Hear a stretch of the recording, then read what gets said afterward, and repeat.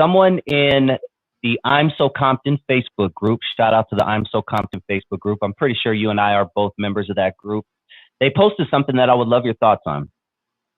They said, quote, "We always talk about white flight in Compton during the mid to late 60s, but we never talk about black flight in the late 80s, early 90s. Talk to us about your memories, Lonzo, because you were alive during both of those periods. Talk to us about what you remember about, quote, white flight, maybe having some white neighbors, and then 2 years later, you didn't have any white neighbors. And then talk about black flight in the 80s and early 90s. Going up on my street, my neighborhood, we had a few white people, a few white families, but these was regular white boys. We didn't, we called them hunkies at some point in time, but they whoop your ass. They wasn't scared white boys, okay? They grew up with us. My neighborhood was predominantly black, Latino, few white folks, okay? And we played basketball, played football, they played with us, and if shit got funky, they got funky with us.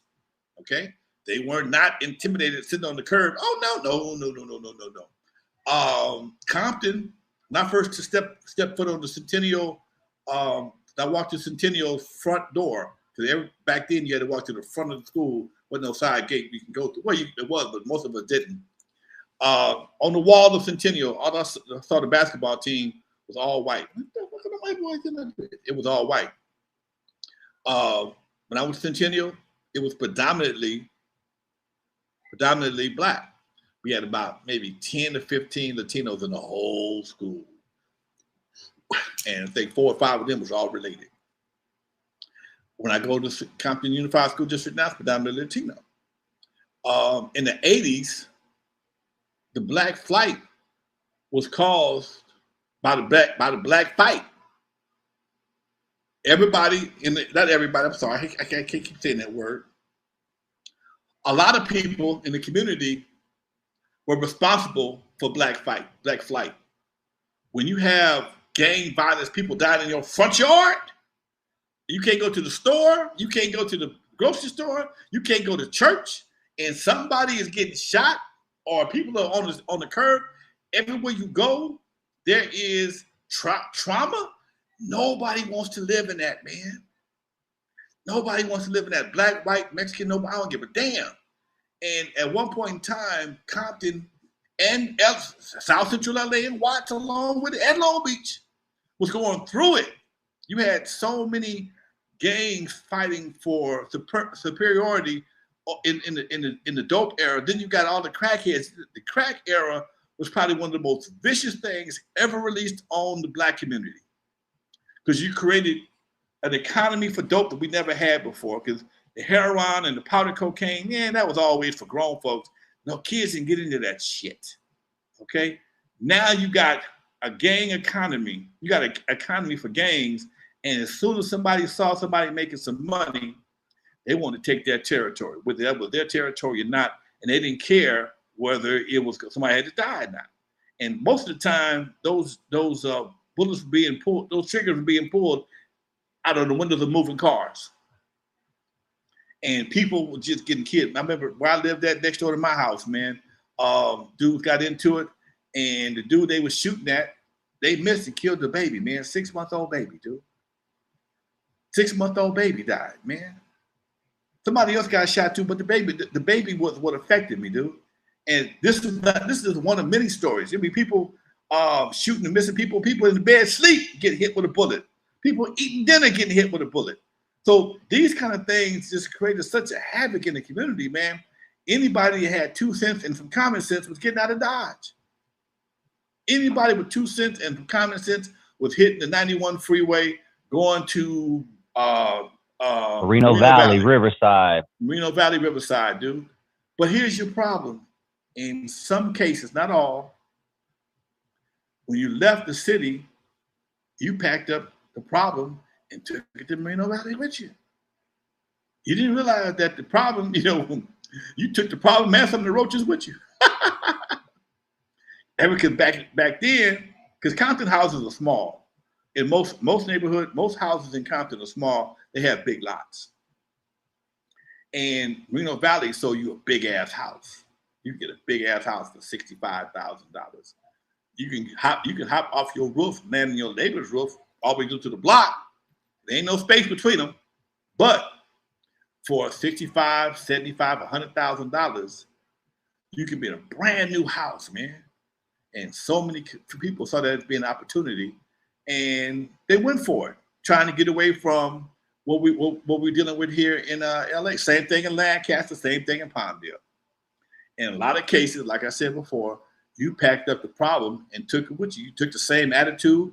Well, maybe not your attitude, but some of the people that you migrated with you out there, with the son, daughter, family members that followed you later on, took some of that same attitude out there again. My daughter lives out in Reno Valley right now. She says she fell at the Target one day. Looked like a damn class reunion.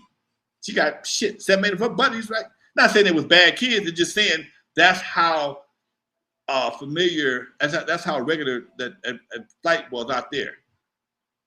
Here's your problem.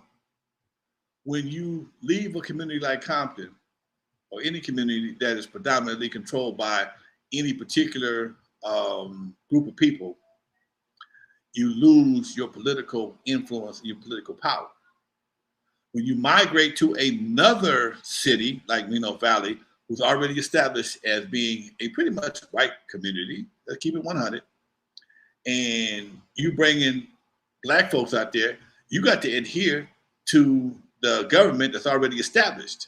It's going to take you a while to even have a foothold in there. Now, your next problem is that if something happens, they pretty much know who to look for, because you like a ant in a glass of milk. You're an ant in a glass of milk. You're easy to find. Ask me how I know. I got folks right now sitting up, a family member right now, pulled the same shit he did in California. I mean, LA. He pulled it out in Reno Valley. That ain't gonna happen. You got all day plus some time, baby.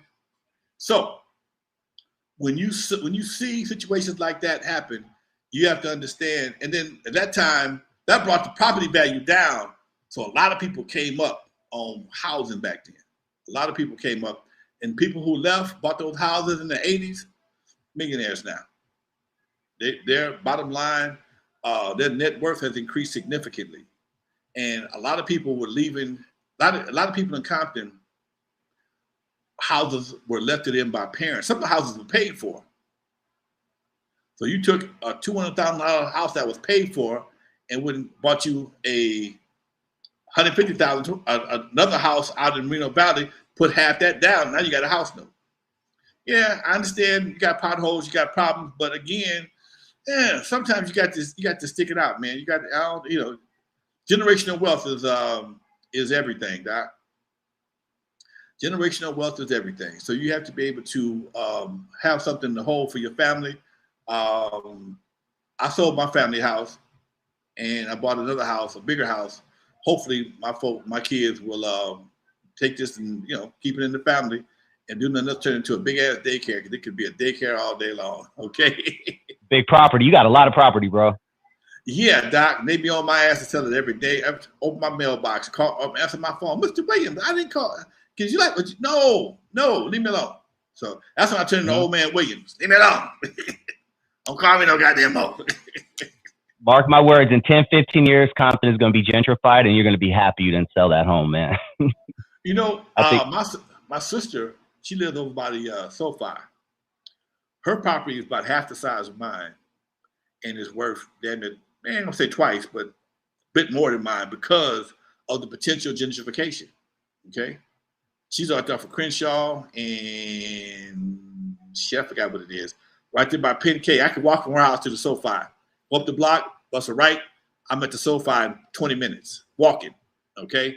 And they be on her ass. Her mailbox, they knock on the door, phone calls, and we talking about $1.7 million. $1.7 million. 3-bedroom. And my lot, I could put her house on my lot. Easy. 3 times probably. Yeah. And I'm barely looking at a mill, if I'm looking at a mill.